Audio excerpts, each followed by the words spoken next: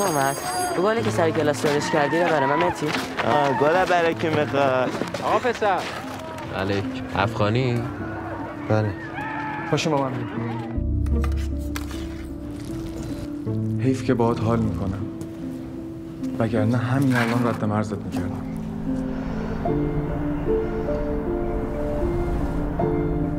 چرا دیر آمدی امروز؟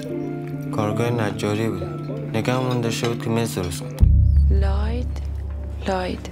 You lied about your school last night.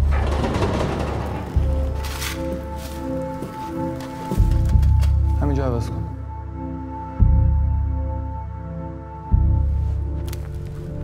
بابات میدونه؟ نه آقا چیزی نگفتم. چرا؟ آخه اونم کاری از دستش بر نمیاد.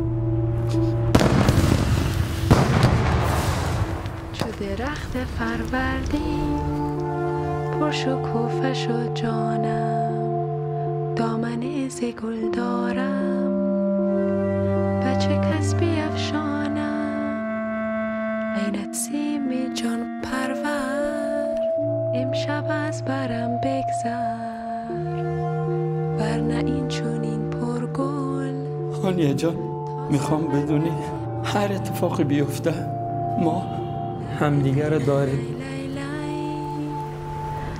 لای لای لای لای لای لای لای لای لای لای لای